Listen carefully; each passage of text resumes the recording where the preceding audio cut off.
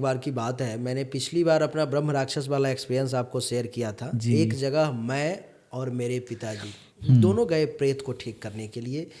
एक महिला थी जिसके ऊपर प्रेत आ रहा था और लगभग 2-4-6 महीने से उसको परेशान कर रहा था। बहुत बुलंद, मतलब बॉडी वाइज बहुत मजबूत थी और उसका शरीर धीरे धीरे करके बिल्कुल पीला पड़ गया था। क्या होता है कि जिसके शरीर में प्रेत का वास होने लगे उसके शरीर से रक्त यानी कि खून कम होने लगता है और उसका शरीर जो है धीरे धीरे पीला कमज़ोर पड़ जाएगा, क्योंकि नकारात्मक शक्ति है। अब उसके यहाँ जब ठीक करने के लिए हम लोग पहुँचे तो कहा कि पहले कुछ नाश्ता, चाय नाश्ता कर लेता हूँ। चाय नाश्ता करने के लिए बैठाया उन्होंने और महिलाएं 10-20 महिलाएं थी बैठी हुई। आज तो 2 बड़े बड़े तांत्रिक आए हैं, देखता हूँ क्या करते हैं नहीं करते हैं। गाँव में लोग जुट जाते हैं। मैं और मेरे पिताजी दोनों बैठ गए। एक चौकी लगा हुआ था, बेड लगा हुआ तो उसमें बैठ गए। नाश्ता दे दिया गया करने के लिए, बाकी महिलाएं बैठी हुई हैं। और नाश्ता जैसे ही करने के लिए बैठा तो यहाँ से एक बिस्किट या जो भी था उसको उठाया और ऐसे मुंह में डालने की कोशिश कर रहा हूँ। मुझे भी और पिताजी को भी क्या हो रहा है कि ऐसे जैसे ही उठा रहा हूँ तो मुंह के बदले वो कान में हाथ जा रही है। एक बार हुआ, भाई ये क्या हुआ, यहाँ पे उठाया, फिर इधर हाथ चली गई। हाँ। जब 3 बार ऐसा हो गया तो लोग हंसने लगे देख करके। कहा कि पंडित जी मुंह के बदले कान से खाते हो क्या आप लोग? वहाँ पर में लोग बोल के हंसने लगे। मैं और पिताजी दोनों को ये चीज़ें। पिताजी ने कहा, राजा विद्या का प्रयोग हो गया है और हाथ को बंधन कर दिया गया है, उठ जाओ, अभी अब नहीं खाएंगे। और जिसने भी किया है वो इस ग्रुप में महिला बैठी हुई है। नज़र घुमा करके हम लोगों ने देखा तो समझ गया जो कौन है वो महिला। वो मुस्कुरा रही थी पूरी इधर देख करके, जो आज तो तांत्रिक जी का सारा तांत्रिक वाला फेल हो गया। उठ करके बैठे हम लोग। कहा कि अब पहले इस महिला को ठीक किया जाएगा जिसको ये परेशानी है, उसके बाद ही सारी चीज़ें की जाएगी। जैसे ही हम लोग हाथ धोने के लिए गए उधर, बस वो जो महिला जिसने कर रखा था वो दौड़ करके उधर आई। कहा क्या हुआ क्या हुआ क्या हुआ? और फिर कह रही है फिर, जो तांत्रिक जी ये आप जहाँ पर में आए हो, अगर अपना जान बचाना है तो आप लोग यहाँ से चले जाओ कुछ कह करके, नहीं तो इस पर में मैंने कर रखा है और मैं अगला प्रहार इस पर नहीं आप लोगों पर मैं करूँगी और मैंने ही अभी हाथ का बंधन किया था आपका।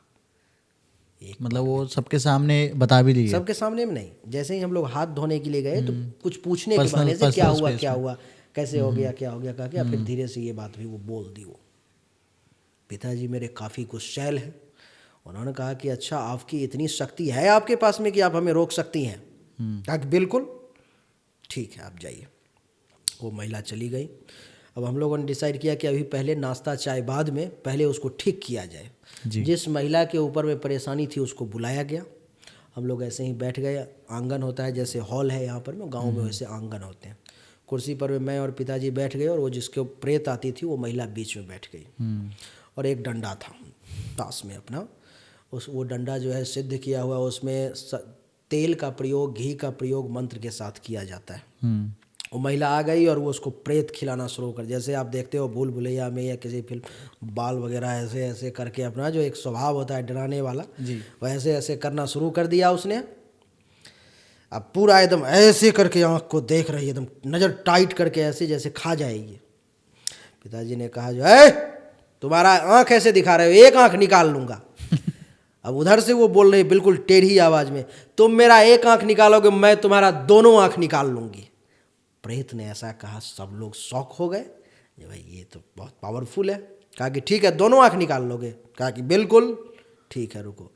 थोड़ा सा गंगाजल मंगवाया, तुलसी मंगवाया, मंत्र पढ़ करके दिया उसको पीने के लिए। वो पीने से मना कर दिया उसने, मार दिया, हाथ फेंक दिया गिलास। अब बहुत पावरफुल, बहुत ताकतवर थी। मनुष्य की शक्ति तो थी ही, ऊपर से प्रेत की भी शक्ति थी। कहा कि ठीक है तुम ऐसे नहीं मानोगे। डंडा लिया गया। अब तो ये तो अब महिला हैरेसमेंट का केस हो जाएगा। डंडा लिया गया और उस डंडे पर में मंत्र का प्रयोग करके उसके हाथ पर में एक डंडा यहाँ से यहाँ तक दिया गया, पूरा लाल हो गया। फिर दूसरा डंडा इस हाथ पर में दिया गया। कहा कि अब बताओ एक आंख निकालोगे या दो? उसमें डंडा में मंत्र का प्रयोग था। कहा कि नहीं नहीं नहीं नहीं नहीं मैं तो ऐसे ही, नहीं नहीं तुम निकाल लो, मैं तो आ गया हूँ, निकाल लो, दोनों आंख निकाल लो। फिर उसको दिया गया पत्ता, जो भाई ये तुम कौन हो? क्योंकि प्रेत के पास में ऐसी शक्तियाँ होती है जो आप जो मन में सोच रहे हो वो जान जाएगा प्रेत। अच्छा, उसके पास ऐसी शक्तियाँ होती है। हमने यहाँ पे 5 पत्तियाँ रख दी तुलसी के, जो ये है ये है ये है करके 5 लोगों का रख दिया और कहा कि तुम कौन हो इसमें से उठाओ। 4 दूसरे लोगों का और 1 उसका रख दिया, कौन है उठाओ। जैसे ही उसको कहा उठाने के लिए, उसने गलत पत्ता उठा लिया, किसी और का उठा लिया। फिर एक डंडा, फिर दूसरे बार में उसने सही पत्ती का उठाया। तब हम लोगों ने उससे पूछा कि भाई तुम कैसे यहाँ पर, मैं कैसे, और इसको क्यों परेशान कर रही हो? तो उसने कहा कि ये जो है फूल तोड़ने के लिए गई थी और मैं उस वक्त इसी फूल के पेड़ पर में थी और मैं आराम कर रही थी और इसने फूल के पेड़ को हिला दिया। मैं गुस्से में आकर के इसके बॉडी में आ गई और उसके बाद मैं जिसके कंट्रोल में थी उसने कहा कि इसको परेशान करो, इसीलिए मैं 6 महीने से नहीं छोड़ रही, 6 महीने से नहीं छोड़ रही हूँ। फिर क्या हुआ? कहा कि अब जाओगे कि नहीं जाओगे? कहा चली तो जाऊंगी, लेकिन फिर से मुझे आना ही पड़ेगा, वो मुझे भेज देगी, नहीं आऊँगी तो मुझे वो दंडित करेगी। कहा ठीक है। उसको फिर उसके बॉडी से निकाल करके अपने साथ उसको लाया और उसको ला करके अपने यहाँ पर में एक स्थान है वहाँ पर मैं उसको जगह दे दिया। कहा अब तुम यहीं पर में रहो और जिस दिन सबकी मुक्ति के लिए मैं पूजा करूँगा उस दिन तुम्हारी भी मुक्ति करूँगा। अब तो उसकी खैर मुक्ति भी हो गई, बहुत दिन 5-6 साल पहले की कहानी है ये। मुक्ति क्या होता है कि हम लोग जितने भी प्रेत आत्माओं को पकड़ते हैं उसको एक स्थान दे देते हैं और जब कुछ पूजा पाठ इस प्रकार की होती है जिससे कि मुक्ति, जैसे कि भागवत कथा है, पिंडदान है, श्राद्ध है, इत्यादि जो चीज़ें होती हैं, तो उसमें ये प्रयास रहता है कि जो भी ऐसी आत्माएं हैं जो भटक रही हैं, परेशान है, किसी भी कुकर्म के कारण लोग उसको परेशान कर रहे हैं, तांत्रिक डाइन ये सब पकड़ के रखी है उसको, तो उसको मुक्त कर दिया जाए। तो उसके लिए भी हम लोग कुछ पूजा पाठ करते हैं और उसको मुक्त कर देते हैं दुनिया से। तो मिश्रा जी, ये तो बात हो गई एक ऐसा एक्सपीरियंस जो आपने देखा अपनी आंखों से। इसके अलावा एक चीज़ मैं आपसे पूछना चाहूँगा, अभी स्टार्टिंग में ही जब आपने एक अपने नाना जी की कहानी बताई थी, नाना जी के साथ जो रियल इंसिडेंट हुआ था वो बताया था, उसमें ना आपने बताया था कि जो भूत प्रेत होते हैं उनको हम देख सकते हैं और पहले के ज़माने में वो एक नॉर्मल इंसान की तरह दिखते थे और बहुत से लोग ऐसे थे जो क्लेम करते हैं कि हाँ हमने देखा या फिर हम मिले हैं। मैं आपसे जानना चाहूँगा कि असलियत में भूत प्रेत कैसे दिखते हैं, क्या आपने देखा है? एक बार की बात है, मैंने तो देखा ही है, मैंने तो वो कहानी भी बताया आपको जो हम लोग भोज खा के आ रहे हैं, देखा। वो तो मतलब ये समझो कि उसको यहाँ से नीचे आपको नहीं दिखाई देगा, वो चल रहे हैं लेकिन पाँव आप उनका नहीं देख पैर के नीचे नहीं पैर वो दिखाई ही नहीं देगा, आपको लगेगा कि वो चल रहा है लेकिन वास्तव में पाँव होते नहीं। कई लोग कहते हैं कि डाइन के पाँव उल्टे होते हैं, तो ये तो खैर कहने की बात है। ऐसे ही जो उल्टे पाँव यानी कि वो उल्टा काम करती है, गलत काम करती है, ये भाव रहता है। लेकिन प्रेत का पाँव आपको नहीं दिखाई देगा, नीचे का पार्ट जो है वो ऐसे ही दिखाई देगा कि वो चल रहे हैं वो, और वो चलते रहेंगे, वो डायरेक्ट ऐसे तैरते हुए दिखेंगे, तैरते हुए दिखाई देंगे जैसे हवा में लोग चलते हैं उस प्रकार से। एक बार की बात है, दादाजी जो हैं जो मेरे आ रहे थे कहीं से, और उस समय उनकी जवानी अवस्था थी, वो कहीं से आ रहे थे, रात के 12-1 बज रहे होंगे जी। और एक रास्ता है, अब तो खैर वो कम हो गया है प्रेत का वहाँ पर में। आज से कुछ समय पहले तक ये था कि यहाँ से जो आएगा उसको प्रेत पकड़ेगा ही पकड़ेगा, परेशान करेगा ही करेगा, ये तय था।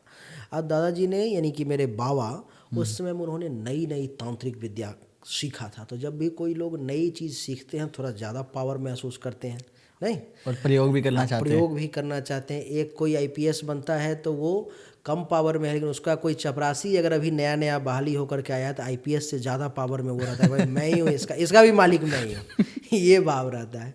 तो दादाजी को ये था जो चलो देखते हैं, जो होगा देखा जाएगा, शक्ति है अपने पास, उसका प्रयोग करके देख लेंगे। वो आ रहे थे रास्ते से और पूरा एक बांस होता है, बांस जानते होगे आप, उसका पेड़ था पूर्ण रूप से, और लगभग 1 किलोमीटर के रेंज में वहाँ पे कोई घर नहीं है, कुछ नहीं है। वो पूरा पूरा पेड़ पौधा वाला गाछी उसको कहो आप, या शमशान कहो या जो भी कहो, उस प्रकार का सुनसान इलाका है वो। और मेरे दादाजी का क्या था कि वो साइकिल वगैरह बाइक वगैरह नहीं चलाते थे, वो पैदल ही चलते थे वो। तो वो पैदल ही आ रहे थे, रात के 12-1-2 बज रहे होंगे। एक जगह पर में वो आए, बस उनको रास्ता रोक दिया गया। कहा कि भाई ये कौन है, रात में रास्ता कौन, वो आगे बढ़ने की कोशिश कर रहे हैं, वो आगे बढ़ नहीं पा रहे। कहा कि भाई कुछ है नहीं और आगे नहीं बढ़ पा रहे, ताकत का इजमाइश कर दिया, ताकत लगा दिया। जवानी में तो शरीर में ताकत होती है, लोग चाहते हैं कि बुद्धि से नहीं ताकत के बदौलत ही बड़ा से बड़ा काम हुआ, असंभव को असंभव कर दो। ताकत लगा दिया फिर भी नहीं, और ताकत वाइज भी वो पहलवान थे, वो 2-4-10 लोगों को ऐसे ही उठा के पटक के मारने वाले थे, ऐसे थे। जब नहीं हुआ तो उनको दिमाग में आ गया कि जिस शक्ति के बारे में इस जगह पर में चर्चा होती है वो शक्ति आ चुकी है और वो नहीं जाने देना चाह रही है मुझे। उन्होंने तुरंत मंत्र का प्रयोग किया, मंत्र का प्रयोग किया। बस जैसे ही मंत्र का प्रयोग करने लगे, बस हाथ आया कहीं से और दे तड़ाक, यानी कि एक चाटा जो है उनको गाल में दिया। ये ऐसे ये क्या हुआ? ये क्या हो गया भाई। मैं और उस समय उनका बिल्कुल नया नया था, एकदम सीख ही रहे थे और इसलिए ज़्यादा पावर था। फिर दोबारा उन्होंने 2-4 गालियां दे दी, बस दूसरी तरफ से आया फिर दे चाटा। इसमें ये थोड़ा सा जब 2 चाटा लगा, थोड़ा दिमाग इनका ठंडा हुआ कि भाई नहीं, शक्ति पावरफुल है, ये उठा के पटक भी सकती है, ये मुझसे ज़्यादा पहलवान है ये। तब इन्होंने उसका आवाहन किया कि भाई कौन हो, मुझे दर्शन तो दो, मुझे बताओ तो, और किस कारण बस तुम्हें मार रहे हो मुझे। मैं तो अपना एक राही हूँ, रास्ता पकड़ के जा रहा हूँ, तुम रोकने वाले कौन होते हो। फिर वो शक्ति बाहर आई, सामने में देखी कि ऐसे है, और उसने कहा कि देखो ये रास्ता जो है जो बंद है, इस रास्ते से रात में 11 बजे से लेकर के 3 बजे भोर के बीच में कोई नहीं जाता है। ये बात यहाँ पर में सब लोग जानते हैं, तुम फिर ज़बरदस्ती यहाँ पर में क्यों आए हो। तो नहीं, मैं तो गलती से। फिर झूठ बोल रहे हो, मैं जानता हूँ कि तुम ज़बरदस्ती आए हो, मुझे पता है तुम्हारे बारे में। कहा कि नहीं, गलती हो गया। कहा कि गलती नहीं, आज के बाद अगर तुम इस रास्ते से आए तो वो तुम्हारे जीवन का आखिरी दिन होगा। फिर गलती वगैरह, उसमें में नए थे, उतना सीखा नहीं था, कम ही शक्ति थी। फिर गलती वगैरह मान करके उस रास्ते से आए, और जब आए तो घर पर में लोगों को बताया, तो इनके माता पिता ने तो इनको खैर जो क्लास करना था वो फिर किया ही। तो इस प्रकार की चीज़ें होती हैं जी। मिश्रा जी, ऑफ कैमरा हमारी बात हुई थी तो आपने मुझे बताया था कि एक आम का बगीचा था शायद, जहाँ पर आपकी मुलाकात हुई थी एक प्रेत से। ये कहानी जो है ना, ये समझो कि उस दिन मेरी जान बच गई, वही बड़ी बात है। यानी कि उस दिन ऐसी प्लानिंग हो गई थी प्रेत की कि इस व्यक्ति को मार देना है। अब हुआ यूँ, कहानी कुछ इस प्रकार से है कि गांव में क्या होता है कि आम के सीजन में जब आम पकने लगती है तो लोग आम चुनने के लिए सुबह सुबह जाते हैं गाँव में। मैं भी उस वक्त में, मेरी उम्र रही होगी 20-21 साल की, या उससे भी कम रही होगी, मैं भी जाने के लिए तैयार हुआ। मैंने देखा कि एक व्यक्ति है जो जितना भी पेड़ का आम गिरता है वो पूरा एक छिट्टा यानी कि टोकरी भर करके जो है आम जाता है, पका हुआ चुन करके ले आता है। और जब हम लोग जाते हैं तो आम मिलता ही नहीं भाई, क्योंकि आम तो उसने सब चुन के ले आया। 2 दिन हुआ, 4 दिन हुआ, देखा भाई जा रहा हूँ और आम मिल नहीं रहा है, मन परेशान हो गया। उसके बाद मैंने ये प्लानिंग की कि अब ये व्यक्ति जिस वक्त जाता है 3 बजे भोर में, अपन 1:30 बजे रात में जाएंगे और सारा आम चुन करके ये बगीचे से लाएंगे। हम लोग के यहाँ पर में कहते हैं, बिहार में गाछी कहते हैं बगीचा को जी, वहाँ से चुन करके लाऊंगा। ठीक प्लानिंग बना लिया, रात में आराम से सो गया। 9 बजे अलार्म लगा दिया कि एकदम 1:30 बजे उठ करके टॉर्च ले लिया कि जाना है और ले करके आना है। एक बड़ा वाला बोरा ले लिया, बोरा जो कट्टा होता है वो ले लिया, पूरा बोरा भर के लाना है आज तो पका हुआ है आम पूरे गार्डन का चुन लेना है और ले आना है। गया वहाँ पर मैं, जैसे ही मैं गाछी में यानी कि बगीचे में प्रवेश किया तो मुझसे आगे आगे एक व्यक्ति आम चुन रहा है। मैंने कहा कि यार मैं 1:30 बजे रात में आया हूँ, मुझसे भी पहले कौन आ गया? मुझसे पहले भी कौन आ गया ये।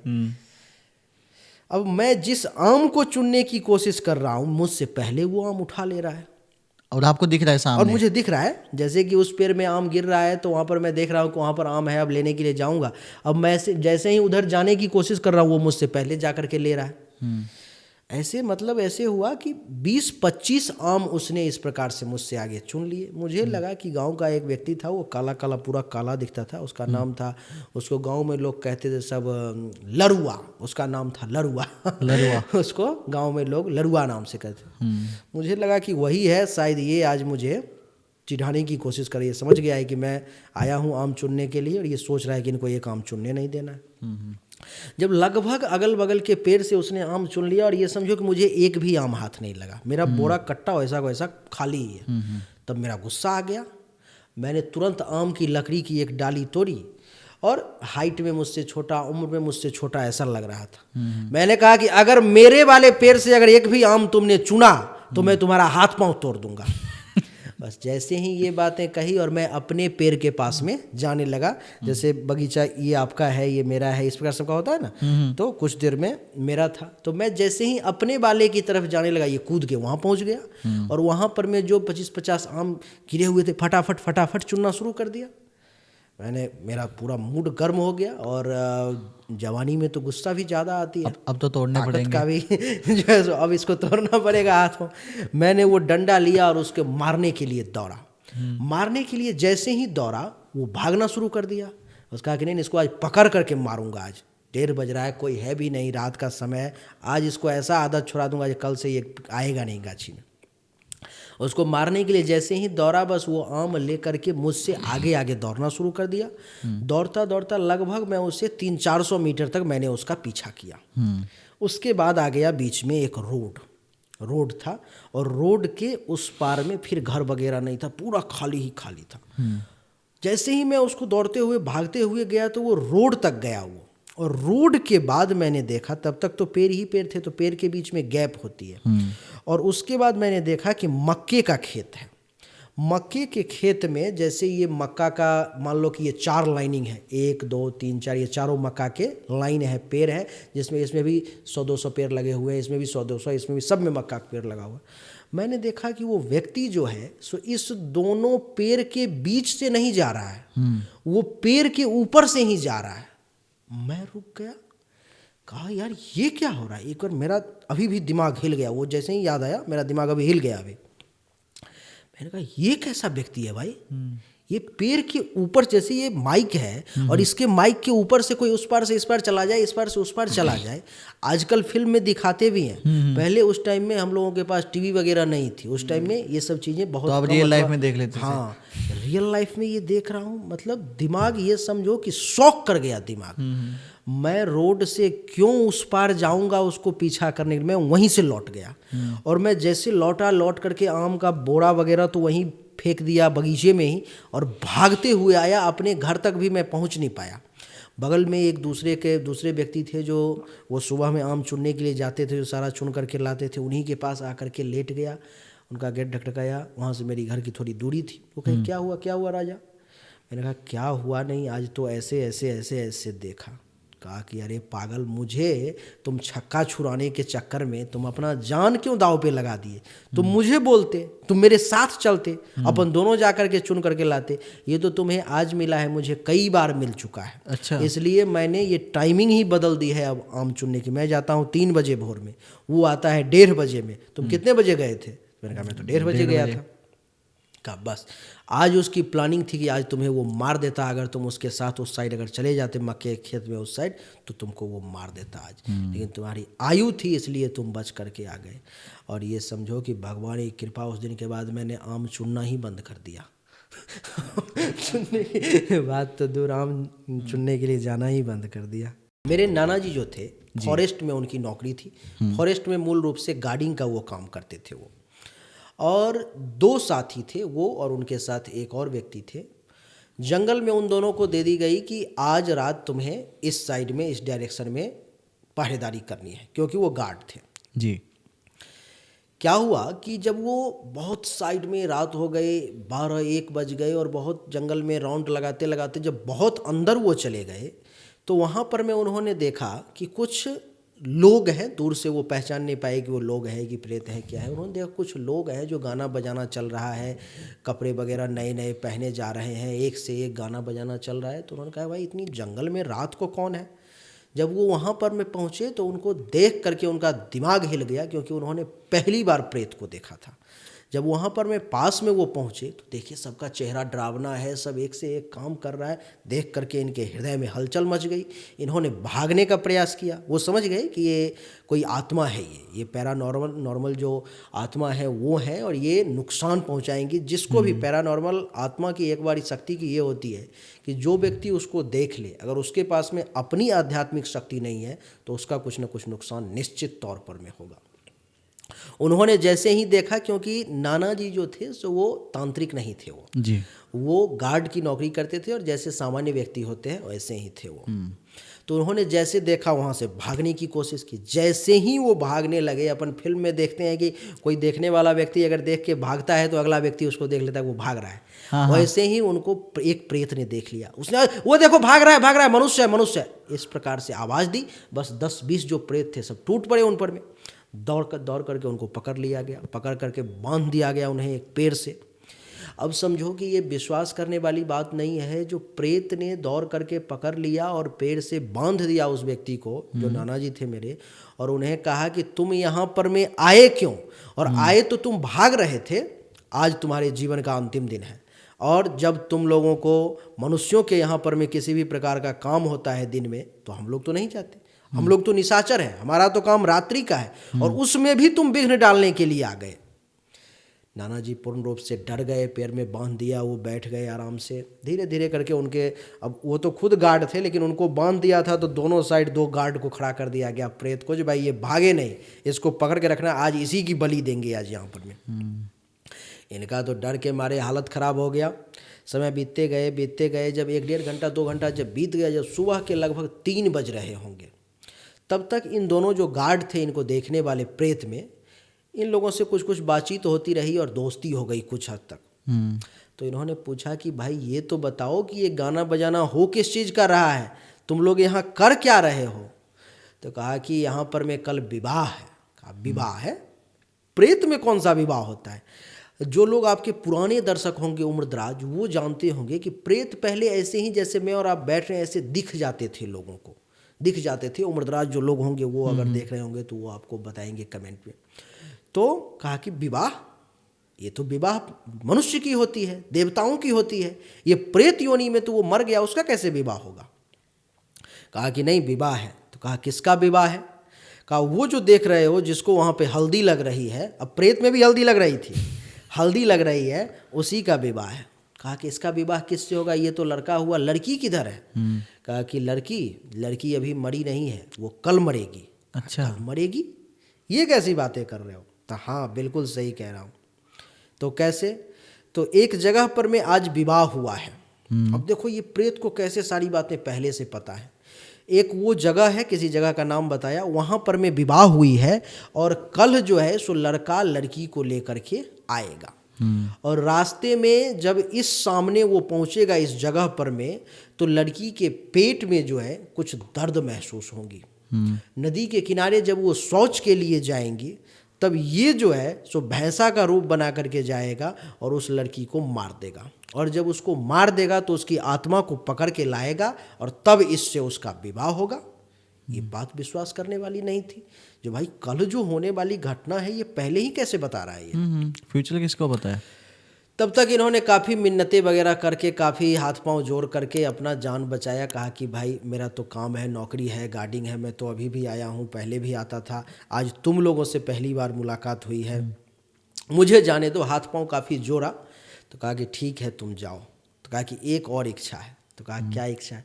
तो कल जो विवाह होने वाली है वो देखना चाहता हूँ। कहा कि इसके लिए मेरे सरदार से बात करनी होगी। तो वो गए वहाँ पर, मैं उसके सरदार से बातचीत करी।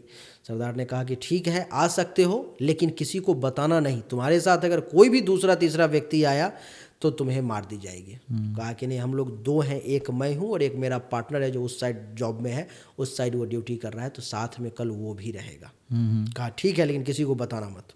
ठीक। फिर कल वो ड्यूटी में निकले, आ गए 11, 12, 1 बजे रात में वहाँ पर बीच जंगल में, जहाँ पर मैं उन लोगों का था बसेरा। वहाँ पर पहुँच गए तो देखे कि सब रो रहे हैं। कहा कि रो रहे हैं भाई, क्या हो गया? शादी वादी की जितनी भी सजावट थी सारी चीज़ें अलग हो गई, मतलब एक विवाह का जो माहौल था, उल्लास था, वो उल्लास ही खत्म हो गया। वहाँ पर में ये लोग पहुँचे तो उससे फिर कल से जिससे बातचीत हुई तो उससे पूछा भाई क्या हुआ? शादी की बात थी, हंसी खुशी की बात थी, कल नाच रहे थे, आज रो रहे हो सब लोग। कहा कि ओह बहुत बड़ी दुर्घटना हो गई। कहा क्या हुआ? वो लड़का वाला या लड़की वाला आया नहीं क्या? कहा नहीं वो तो आया, वो वहाँ से चला। मेरा जो जंगल है यहाँ पर में, उस सामने नदी के उस साइड जो है लड़की को पेट में दर्द भी हुआ, और ये जो है भैंसा का रूप बना करके गया प्रेत। और वहाँ पर जो रूप बना करके वो गया, और भैंसा का रूप क्या होता है, उसका स्वभाव होता है कि उस सर को ऐसे ऐसे करते हुए, किसी चीज़ में धक्का मारते हुए, किसी चीज़ में धक्का मारते हुए वो जाता है वो। तो उसने क्या किया कि गंगा के किनारे जो है सो उसके मट्टी में जो धक्का मारा, सो उसके सींग में कुछ मिट्टी का प्रवेश हो गया। सींग का जो ऊपर का पार्ट होता है दोनों साइड में, उसमें प्रवेश हो गया। और लड़की को जैसे ही इसने सींग मारा, बस लड़की के पेट में वो गंगा का जो मिट्टी था वो चला गया। लड़की तो मर गई। अब देखो कितनी गंगाजल का और गंगा के मिट्टी का कितना महत्व है यहाँ पर में पता चला। उसके बाद नाना जी का जीवन बदल गया उस दिन के बाद।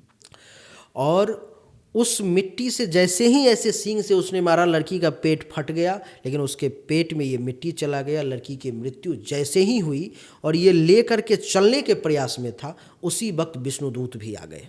कहा विष्णुदूत क्यों आ गए भाई, ये तो तुम्हारा शिकार था। कहा कि विष्णुदूत इसलिए आ गए क्योंकि इसके पेट में गंगा का जल वाला मिट्टी चला गया, वो बालू चला गया वो, और इसीलिए अपने सनातन धर्म में विकास जी जब कोई मरता है तो लास्ट में तुलसी और जल देते हैं पीने के लिए।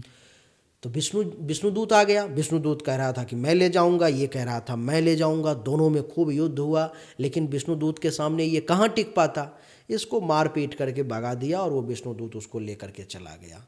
तो भाई ऐसा क्यों हुआ, तो ऐसा इसलिए हुआ क्योंकि गंगा का जल उसके पेट में प्रवेश हो गया, गंगा की मिट्टी उसके पेट में प्रवेश हो गई। और मरते वक्त जिस व्यक्ति को पेट में गंगा जल चला जाए या उसका मिट्टी चला जाए तो उसको यमराज का दूत नहीं ले जा सकता, उसको विष्णु का ही दूत ले जाएगा, उसको विष्णु का धाम प्राप्त होगा। और इसी कारण से वो लड़की तो मरी, लेकिन यहाँ जो विवाह होना था वो विवाह भंग हो गया, विवाह नहीं हो पाया, और इसीलिए हम लोग आज शोक मना रहे हैं। और उस दिन से मेरे नाना जी ने एक रूटीन बना लिया कि डेली हल्का एक छोटा सा वो बोतल रखते थे, उसमें गंगा का मिट्टी रखते थे और एक बोतल में गंगाजल, सुबह उठते ही थोड़ा सा मिट्टी गंगाजल का वो डेली पान करते थे कि भाई कब मृत्यु हो जाए क्या पता, और जब मृत्यु हो तो कम से कम विष्णु लोक तो मिले। तो ये कहानी है और ये बिल्कुल सच्ची कहानी है प्रेत विवाह की। मिश्रा जी, आपने जो कुछ भी बताया, आपने खुद बीच में मेंशन किया कि आपको विश्वास नहीं होगा कि ऐसा सच में हो सकता है। डेफिनेटली काफ़ी सारे लोगों को नहीं होगा, लेकिन इसमें से भी मतलब मैंने भी ऐसा पहली बार ही सुना है कि इस तरीके से विवाह होते हैं, चीज़ें होती भी हैं जी। लेकिन मैं आपसे एक चीज़ जानना चाहूँगा कि जैसा आपने बताया कि लोगों ने आपके भूतों ने लोगों ने नहीं, भूतों ने आपके नाना जी, वो आपके नाना जी के पीछे भाग रहे, आपके नाना जी दौड़ रहे हैं, वो तो भूत प्रेत है, वो तो उनको भागने की क्या जरूरत है, वो तो प्रकट हो जाएंगे ना सीधा सामने, उनको पकड़ लेंगे। ऊपर से उनको बांधा गया, तो ये चीज़ थोड़ा सा मुझे समझ में नहीं आई। हाँ, क्योंकि उस वक्त क्या था ना कि इस तरह की माहौल थी। जैसे पहले आपको मैं बता दूं कि पहले प्रेत से लोग लड़ते थे, जैसे अपन यहाँ पर में लड़ेंगे, कुश्ती लड़ना जो होता है उस प्रकार से प्रेत कुश्ती लड़ता था। प्रेत के पास भी एक अपना शरीर है, एक प्रेत के पास भी एक अपना शरीर है, एक तो वायु रूपी शरीर है और एक जैसे हमारा शरीर है वैसा प्रेत का भी शरीर है। और वो प्रेत जब चाहे तो आपके शरीर में प्रवेश कर सकता है, जब चाहे तो ऐसे आप, जैसे मैंने आपको पिछली बार एक कहानी शायद सुनाई थी या नहीं मुझे ध्यान नहीं है, कि मैं और दादाजी भोज खा करके आ रहे थे एक जगह से, और एक महिला थी, 2 बच्चे थे जो आगे आगे जा रहे थे। मैंने सुनाई थी, मुझे याद नहीं सुनाई आपने। क्या है मैं बता, इसका एग्जाम्पल मैं देता हूँ कि मेरे मौसी के यहाँ पर में कुछ कार्यक्रम था, जिसमें गांव में क्या होता है कि भोज वगैरह करवाया जाता है। भोज लोग खाने के लिए आते हैं, 1500 लोग आते हैं, खाते हैं, पूरे गांव के लोग आते हैं। और मेरे मौसी का घर और मेरा घर लगभग 2 किलोमीटर की दूरी पर में है। मैं, मेरे बाबा यानी कि दादाजी, मेरी एक बहन और मेरा एक और भाई, जो ये दोनों मुझसे बड़े थे, ये 4 लोग वहाँ पर में गए थे खाने के लिए। शाम में ही 4-5 बजे के करीब गए थे और लौटने में वहाँ से लगभग 1-2 रात बज गए। जब हम लोग वहाँ से बाहर आए, सब लोगों ने मना किया कि मत जाओ, बीच में श्मशान पड़ता है जहाँ पर मुर्दों को जलाया जाता है, नदी है, सारी चीज़ें, सब लोगों ने मना किया। लेकिन दादाजी स्वयं तांत्रिक थे तो उनको इन चीज़ों से डर नहीं था। उन्होंने कहा कि जो होगा देख लूँगा। अरे चलो, चल दिया उन्होंने। अब जैसे ही हम लोग श्मशान के पास आते हैं, यानी कि 1 किलोमीटर आ गए और 1 किलोमीटर और जाना है जी, तो देखा हम लोगों ने कि 2 बच्चे और 1 महिलाएं जो हैं सो आगे आगे चल रही हैं।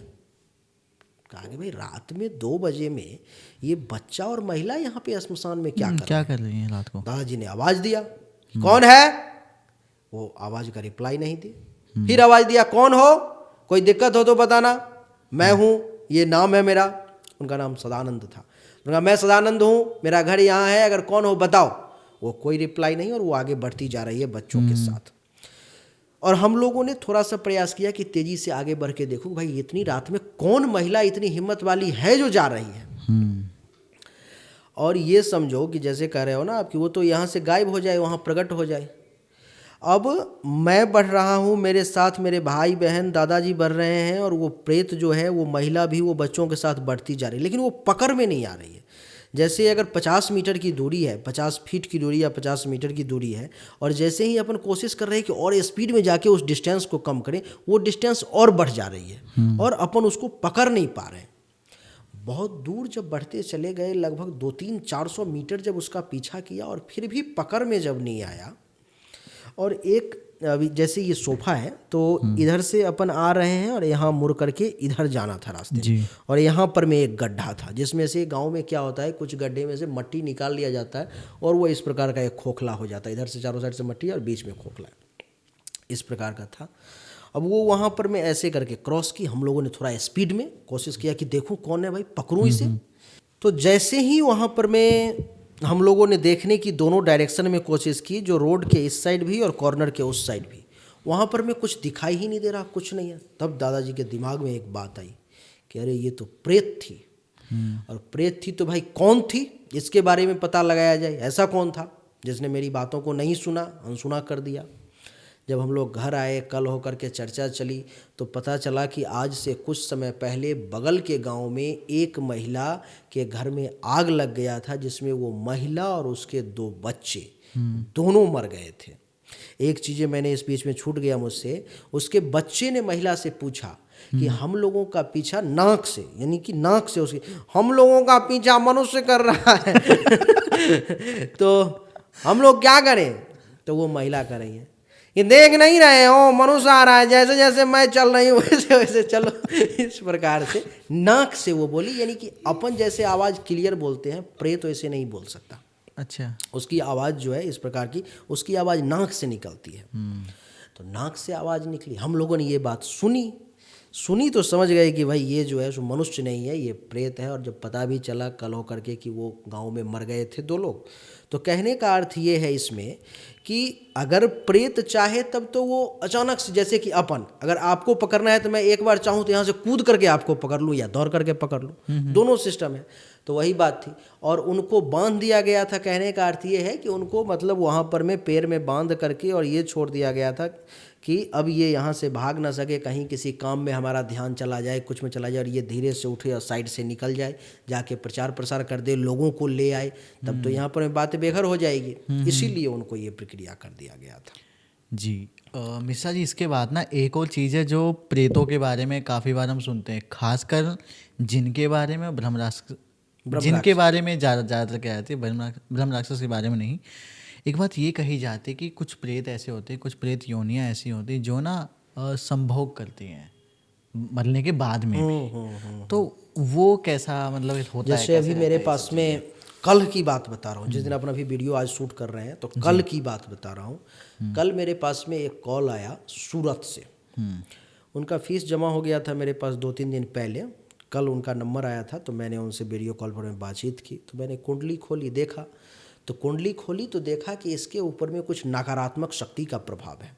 ग्रह की तो विपरीत स्थिति है ही, और नकारात्मक शक्ति का भी कुछ निगेटिव प्रभाव है इनके ऊपर में। तो क्या हुआ कि मैंने उस महिला से पूछा कि भाई क्या है इसके कुंडली में, क्या आप जानना चाहते हो। तो उन्होंने बताया कि गुरुदेव ये मेरी लड़की है, और 2003 का जन्म था उनका, उस बच्ची का। उन्होंने कहा कि ये मेरी लड़की है और इसके ऊपर में 5 नकारात्मक तत्व जो है इसके शरीर पर में आ चुके हैं। 5 क्या क्या आ चुका भाई, और कैसे आया, मैंने उनसे पूछा। उन्होंने कहा कि मेरी लड़की जो है हॉस्टल में रहती है, और इसके साथ जो लड़की रहती है वो कुछ इस प्रकार के तंत्र मंत्र में विशेष इन्वॉल्व रहती है। तो वो जब इन्वॉल्व रहती है तो कुछ इस प्रकार की जो शक्तियां हैं सो उसके शरीर में आ गई थी, यानी कि इस अभी जिसके शरीर में है उसके दोस्त के शरीर में। और जब वो तांत्रिकों के पास गई तो तांत्रिकों को प्रेत ने बताया उसके शरीर पर क्या क्या था। तो एक जिन्न थे, एक ब्रह्म राक्षस थे, पिशाच थे, मसान था, अघोरी, यानी कि 5 थे एक ही शरीर में 5। और जब वो लड़की गई तांत्रिक के पास तो तांत्रिक ने तो उसको ठीक किया, लेकिन बोला जो इसको एक दूसरा शरीर अगर दोगे तुम तब जा कर के ये ठीक होंगी। और फिर वही हुआ, उसको कुछ प्रक्रिया बताया गया कि ये तुम्हारे शरीर पर में है, तुम इसको इस प्रकार से इसको खिला देना, तुम्हारे शरीर का जो भी चीज़ें हैं निगेटिव वो सब इसके शरीर में चली जाएंगी। और वैसा ही हुआ, उस लड़की ने इनकी लड़की को कुछ चीज़ें खिला दी, कुछ चीज़ें कर दी, और उसके ऊपर में जितनी भी ये 5 नकारात्मक शक्तियाँ थी वो सब इसके बॉडी में आ गई।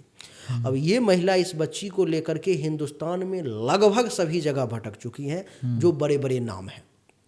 तंत्र के मामले में। मैं किसी का नाम नहीं लूँगा, पिछली वीडियो में नाम ले लिया था, बड़ा लड़ाई झगड़ा बहुत ज़्यादा हो गई थी, यहाँ तक कि मारपीट की नौबत आ गई थी, इतनी बड़ी लड़ाई झगड़ा हो गई। तो वहाँ पर मैं वो लगभग जगह लेकर के गई, लेकिन कहीं भी ठीक नहीं हुआ। उन्होंने कहा कि मैं अंतिम आपके शरण में आई हूँ, क्योंकि मैंने आपका कई जगह पॉडकास्ट देखा है, आपके घर में ऐसे ऐसे तांत्रिक हुए हैं जो प्रेत से काम करवाए हैं उन्होंने। मैंने देखा, कहा कि ठीक है, ये ठीक हो जाएगा, इसका इतना खर्चा आएगा, इसमें 5-7 दिन की पूजा पाठ अनुष्ठान होगी, विंध्याचल में जा कर के होगी, विंध्याचल एक माता है, वहाँ पर मैं होंगी, ठीक हो जाएगा। तो ये चीज़ें क्या होती है कि आपके शरीर का भोग करना चाहती है। जैसे कई बार क्या होता है विकास जी कि एक पुरुष है, उसको ऐसा एहसास होने लगता है कि वो एक महिला है, एक महिला है, उसको ऐसा एहसास होने लगता है कि मुझे पुरुषों के साथ नहीं रहना, मुझे शारीरिक संबंध भी बनाना है तो महिला के साथ ही बनाना है, इस प्रकार का एहसास होने लगता है। उसका कारण क्या है? उसके शरीर के ऊपर में कुछ इस प्रकार की नकारात्मक शक्तियां आ गई हैं, जो वो महिला तो मनुष्य में है, लेकिन उसके ऊपर जो शक्तियां आई हैं वो पुरुष हैं, और वो शरीर का संभोग करना चाह रहे हैं, वो शरीर का भोग करना चाह रहे हैं। इसीलिए जब भी किसी पुरुष को ऐसा लगे कि उसके अंदर ही अंदर ऐसा आ रहा है स्वभाव, ऐसा गुण आ रहा है कि मैं किसी पुरुष के साथ ही ये करूं, या कोई महिला है तो मैं किसी महिला के साथ ही ये करूं, तो उसको सीधा समझ लेना चाहिए कि इसके ऊपर में किसी प्रकार के नकारात्मक शक्ति का प्रयोग हो चुका है, इसके शरीर में वो घुस चुका है वो। और जब तक वो बाहर नहीं निकलेगा तब तक उसको ये परेशानी रहेगी। जिस दिन बाहर निकल जाएगा वो ठीक हो जाएंगे। लेकिन मिश्रा जी, देखा जाए तो अभी काफ़ी सारे लोग ऐसे बाहर निकल के आ रहे हैं जो कि गे हैं, जो कि लेस्बियन हैं, तो आपके हिसाब से क्या उन पर भी चांसेस है कि वो कोई नेगेटिव? चांसेज हैं, 100% नहीं कहूँगा कि सब के सब ऐसे ही हैं, क्योंकि कुछ हार्मोन्स भी इस प्रकार के काम करते हैं। लेकिन ऐसे लोग जो पहले तो ठीक थे, जैसे पहले तो वो महिला है तो पुरुष के तरफ ही आकर्षित होती थी, लेकिन अब कुछ समय से उसका आकर्षण महिलाओं के तरफ ज्यादा होने लगा। मतलब एकदम से कुछ ऐसा बदलाव होने लग जाए, तब ये समझ लो। मैं आपको एक उदाहरण दूंगा शंकराचार्य के बारे में जी। हमारे जो आदि शंकराचार्य थे, जिनकी मृत्यु 35-36 साल की उम्र में हो गई, उनके जैसा विद्वान फिर दूसरा आया नहीं कोई। जो अभी हमारे यहाँ पे सब लोग जानते होंगे, शंकराचार्य का नाम हर किसी ने सुना होगा। शंकराचार्य जब पूरे हिंदुस्तान में सनातन धर्म का प्रचार कर रहे थे, तो उन्होंने ये सोचा कि ऐसे तो कोई मेरी बात को सुनेगा नहीं, तो जो सबसे बड़े बड़े विद्वान हैं उनको अगर मैं परास्त करूं तब मेरा प्रतिनिधित्व ज़्यादा होगा, उसमें मेरा दबाव ज़्यादा होगा, वो अपने आप ही हो जाएगा, अपने आप हो जाएगा कि भाई ये मुझसे ज़्यादा विद्वान है। ऐसा करते करते ये पहुंच गए बिहार में, एक जगह है मिथिला में, और वहाँ पर में मंडन मिश्र नाम के एक व्यक्ति थे। उनके यहाँ पर मैं पहुँच गए, क्योंकि पूरे मिथिला में, उत्तर भारत में मंडन मिश्र से ज़्यादा विद्वान कोई नहीं था। जिनके यहाँ पर में ये समझो आप, जब शंकराचार्य गांव में पहुँचे उनसे शास्त्रार्थ करने के लिए, तो उनसे पूछा गया, उन्होंने पूछा गांव के लोगों से कि भाई मंडन मिश्र का घर कौन सा है? तो लोगों ने बताया कि जिसके दरवाजे पर में तुम्हें तोता भी वेद पढ़ता हुआ मिल जाए, समझ जाना कि यही मंडन मिश्र का घर है, और इसी रास्ते में सीधा चले जाओ। वो सीधा जाने लगे। कुछ समय जब पहुँचे वहाँ पर मैं देखा कि 2 तोते हैं, मैना है, वेद मंत्र का पाठ कर रहे हैं। ये आश्चर्य में पड़ गए जी, भाई ये पशु पक्षी कैसे वेद मंत्र का पाठ कर सकते हैं? यही उस विद्वान का घर है। वो रुक गए, आए, पहले भिक्षा मांगा, तो भिक्षा मांगने के लिए फिर निकली वो महिला। उनके पत्नी का नाम भूल रहा हूँ कुछ, मंडन मिश्र के पत्नी का नाम उभय भारती था नाम उनके। उन्होंने कहा कि माता भिक्षाम देही। मंडन मिश्र भी निकले, कहे, इन्होंने कहा कि क्या चाहिए? तो कहा भिक्षाम देही। कहा भिक्षा में क्या चाहिए? कहा कि भिक्षा में आपसे शास्त्रार्थ की इच्छा लेकर के आया हूँ। कहा कि मुझसे शास्त्रार्थ?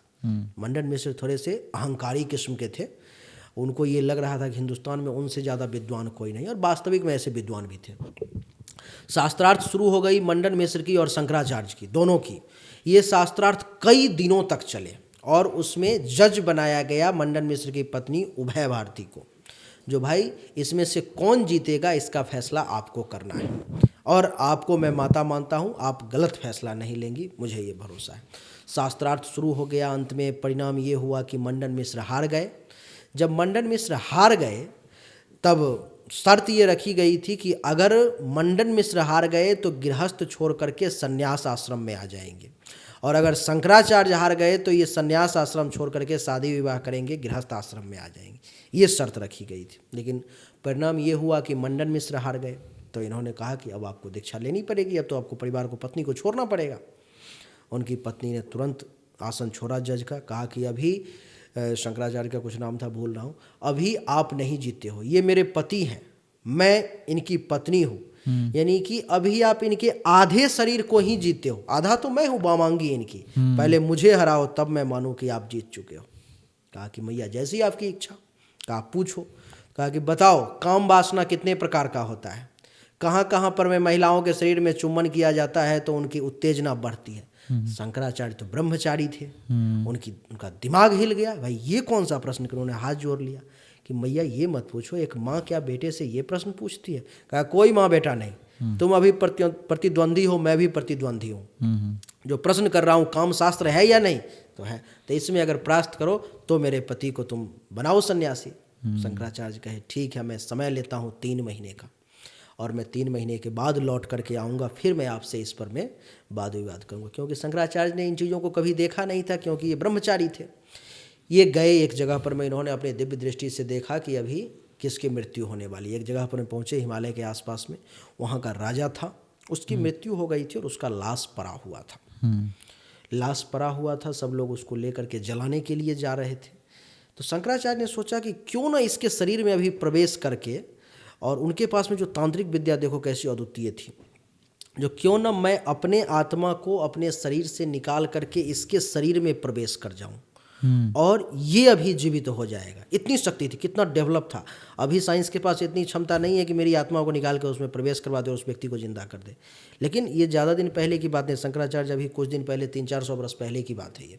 और शंकराचार्य ने वैसा ही किया, अपने 6 शिष्य थे उनको बुलाया, कहा कि मैं ये शरीर का त्याग कर रहा हूँ 3 महीना के लिए, तुम इसको हिमालय में, जैसे अभी लाश को बर्फ़ में रखते हैं जो ये गंध ना दे, सड़े नहीं, उसी प्रकार से इसको तुम हिमालय में ले जाओ, इस जगह पर मैं इसको इस प्रकार से बंधन से, इस मंत्र से इसको प्रयोग करके रखना, ये सुरक्षित रहेगी, मैं 3 महीने के बाद लौट करके आऊँगा। चले गए, शरीर को उन्होंने त्याग कर दिया। जो सब लोग राम नाम सत्य है, राम नाम सत्य है उठा करके ले जा रहे थे, उसके शरीर में वो प्रवेश कर गए। बस वो फटाफट उठा, कहा भाई कौन राम नाम सत्य कर रहा है, कौन राम नाम सत्य कर रहा है। सब लोग डर गए, पहले ये तो प्रेत आ गया, ये तो मरा हुआ था, ये जीवित कैसे हो गया। फिर उस सब रखा गया, वो तो राजा था, तुरंत आदेश किया, तुरंत उसको रखा गया। सब ने हाथ जोड़ा, कहा कि मुझे तो लगा कि आपकी मृत्यु हो गई है, मैं कहाँ मरा हूँ, मैं तो जिंदा हूँ। फिर से सारी चीज़ें फेंकी गई, जलाने की जितनी भी वस्तु थी, राजा को लेकर के चला गया अपने राज्य में, राजा चला गया।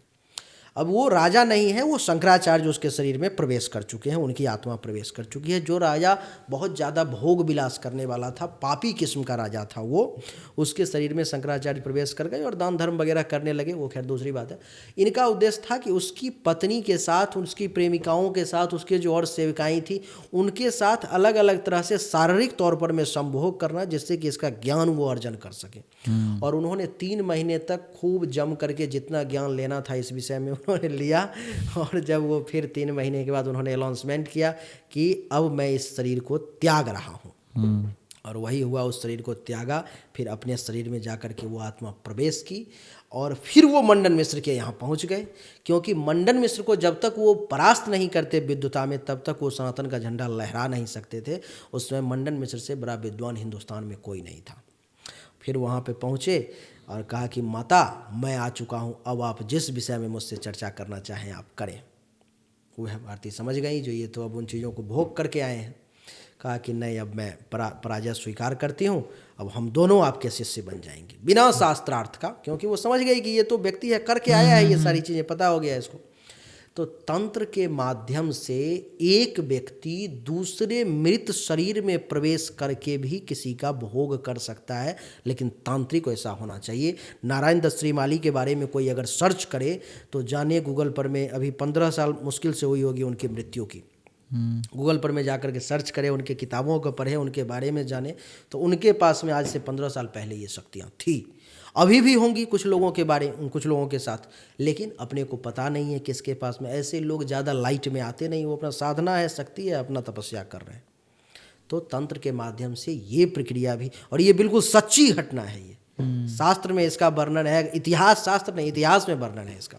शंकराचार्य के बारे में तो सबने सुना है, तो अगर उनके बारे में हम सर्च करेंगे तो हमें कहीं ना कहीं पता लग ही जाएगा, है ना।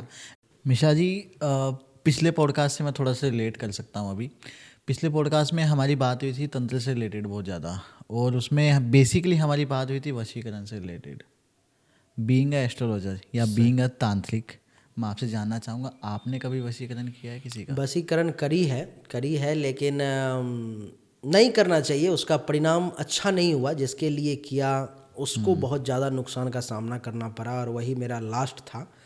क्या हुआ कि एक लड़का है, आजमगढ़ का है, उसको किसी लड़की से प्यार था। ये बात मैं बता रहा हूँ आज से 4 साल पहले की। जी। और वो लड़की भी उससे बहुत प्यार करती थी, लड़की भी चाहती थी कि उससे शादी करे, और लड़का तो चाहता ही चाहता था। लेकिन लड़की के जो घर वाले थे वो नहीं चाहते थे कि इसकी शादी इससे हो, क्योंकि लड़का थोड़ा सा लफंगा प्रकृति का था, वो नहीं चाहते थे।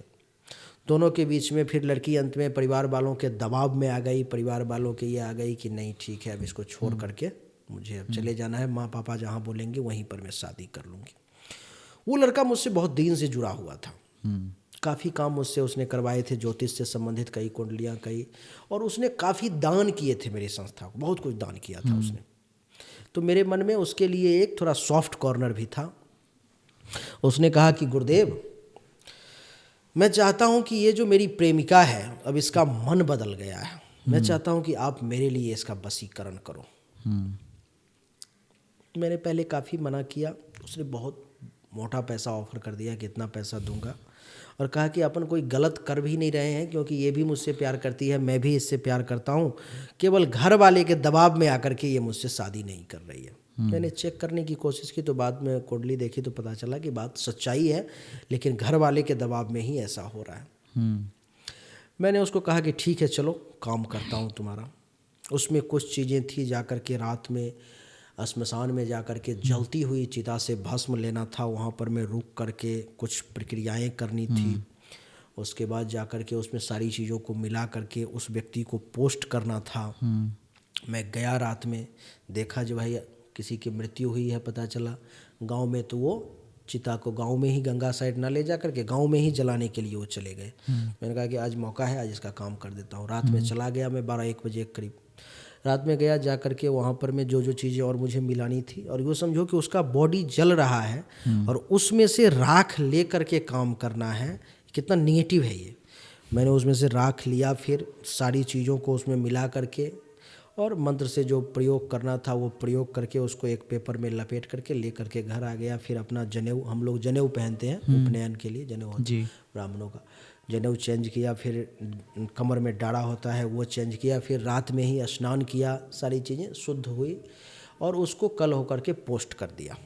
उसके यहाँ पर मैं कहा कि ठीक है जाओ, और जब भी जो है तुम्हें वो लड़की मिले या तुम उससे मिलो तो कुछ मत करना, इसमें से थोड़ा सा राख निकाल करके और उसके ऊपर में छिड़क देना। ये जो व्यक्ति की आत्मा है जिसके चिता से हमने ये भस्म उठाई है, वो आत्मा ऐसा प्रयास करेगी जो वो लड़की अब तुम्हारा जैसा तुम चाहते हो वैसा ही करे। और इस राख को किसी और दूसरे को मत देना, नहीं तो वो जिसके ऊपर में भी छीटेगा वो उसके बस में आ जाएगा। कहा ठीक है। राख पहुंच गई, 4-5 दिन का समय लगा, वो वहाँ पर मैं वो भस्म पहुंच गया, सारी चीज़ें मिली हुई थी उसमें।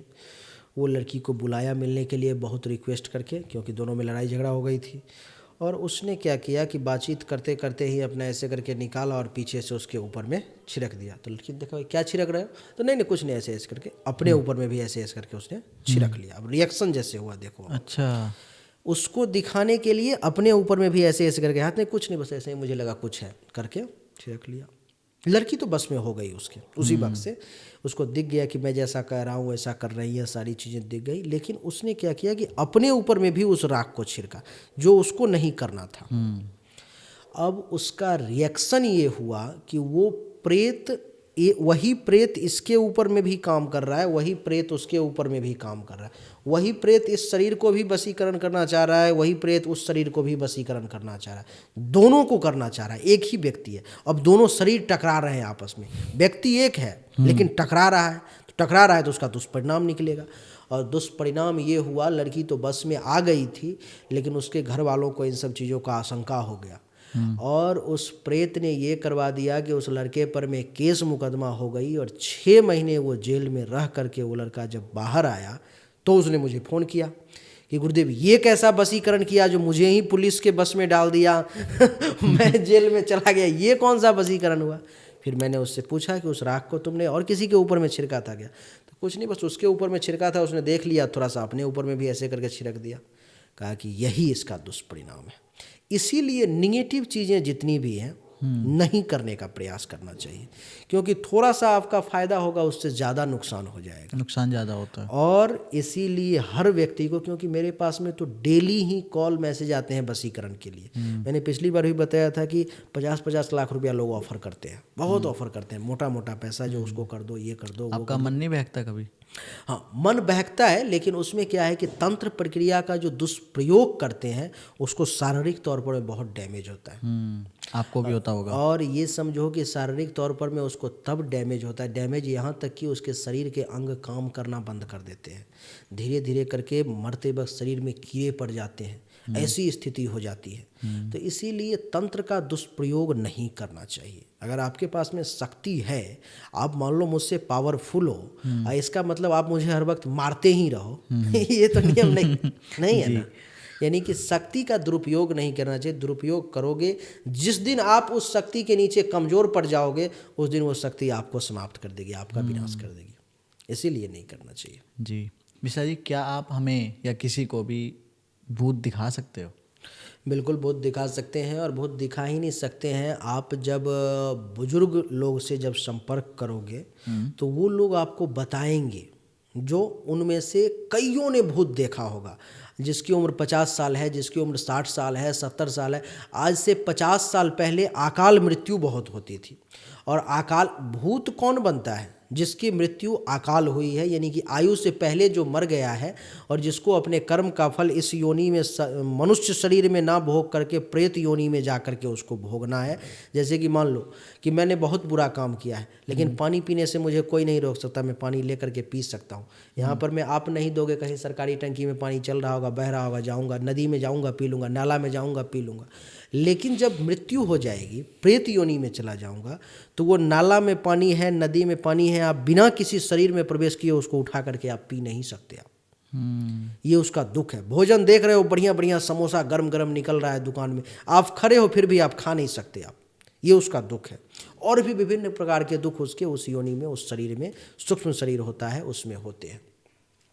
तो प्रेत दिखाने की जहाँ तक बात है, आज भी हमारे यहाँ पर में एक जगह है जहाँ पर में वो प्रेत रोज आती है, रोज उसका टाइमिंग है, और लोग देखते हैं, लेकिन उसका इफेक्ट गलत पड़ जाता है। जो भी व्यक्ति देखता है, और अगर उसका अगर अपना आध्यात्मिक बल नहीं है, जैसे अपन यहाँ बैठे हुए हैं, इस होकर के रास्ता है, उसका डेली का ही रूटीन है उसका। ऐसा नहीं कि आज दिखेगा, कल नहीं दिखेगा, परसों, वो डेली दिखेगा। वो उसका टाइमिंग है कि रात में 12 से 2 के बीच में यहाँ से वो नदी साइड से, शमशान से आएगी, ऐसे करके वो जाएगी मंदिर में, और मंदिर के बाहर बैठी रहेगी। वहाँ पर मैं अपना 1 घंटा 1.5 घंटा बैठेगी। भगवान की वो भक्त है, वो किसी का नुकसान नहीं करती। जा कर के बैठेगी बाहर में 1 घंटा 1.5 घंटा 2 घंटा बैठेगी, फिर रात के 2 बजेंगे, फिर वहाँ से वो रिटर्न। और जो देखने वाले लोग हैं उस वक्त में देखते हैं कि वाइट कलर के कपड़ा में कोई महिला है जो जा रही है, आ रही है, लेकिन किसी को वो नुकसान नहीं करती है। लेकिन वही कोई ऐसा व्यक्ति है जिसकी आत्मिक शक्ति कमज़ोर है, जिसके पास में अपना आध्यात्मिक शक्ति नहीं है, बिना यंत्र का है। अगर वो देख लिया, मान लो कि दिल्ली में पॉल्यूशन है, और मैं जयपुर से आया हूँ, जयपुर में पॉल्यूशन नहीं है, मैं दिल्ली में प्रवेश करूँगा तो मेरे नाक में भी वो पॉल्यूशन जाएगी। ठीक उसी प्रकार से वो जो नकारात्मक शक्ति जा रही है, आ रही है, जब आप उसको देखोगे तो ऑटोमेटिक है कि आपके अंदर भी वो आएगी, और उससे तबीयत वगैरह ख़राब हो जाती है। फिर तांत्रिक के पास जाना पड़ता है, झाड़ फूँक सारी चीज़ें होती। लोग आते हैं, मैंने कई पॉडकास्ट किए हैं, कई लोग आए हैं कि मैं देखना चाहता हूँ। मैं उसको बताता हूँ कि देखना चाहते हो, ठीक है, इस जगह पर मैं चले जाओ, देख लोगे तुम, वहाँ क्या यहाँ भी देख सकते हो, लेकिन तुम्हारी स्थिति फिर विपरीत हो जाएगी। तो इसमें वही लोग देखें जो तंत्र में इंटरेस्टेड है, जो तंत्र विद्या करना चाहते हैं। बिना गुरु का कभी भी इन चीज़ों को नहीं देखना चाहिए, इन चीज़ों में हाथ नहीं डालना चाहिए। कई लोग तो पागल हो गए तांत्रिक विद्या सिद्ध करते हुए। 2 लोग थे, एक मेरे पिताजी, और पिताजी के साथ एक और व्यक्ति गए सिद्धि करने के लिए। और जब आप सिद्धि करते हो ना, तो क्या होता है कि जब आपकी विद्या पूर्ण की तरफ जाती है तो बाकी जो शक्तियां हैं वो आपको डिस्ट्रैक्ट करने की कोशिश करती हैं। आपका एक चैम्बर बन जाता है, वहाँ पर में एक यंत्र बना दिया जाता है, आप उस यंत्र के अंदर में बैठ करके सिद्धियाँ करते हो। और जब सिद्धियां करते हो, आपकी मंत्र की संख्या, जब जैसे मान लो कोई अप्सरा साधना कर रहा है कोई, ठीक है, साधना भी कई प्रकार, कोई अप्सरा साधना कर रहा है, उसकी मंत्र की संख्या है कि इसको 10,000 बार जाप करना है और ये प्रक्रिया करनी है, वो सब करना शुरू कर, जैसे ही उसका 7,000 मंत्र पार करेगा और बाकी का प्रोसेस उसका क्रॉस करेगा अंतिम की तरफ, अप्सराएं सब यहाँ पर में आने लगेंगी।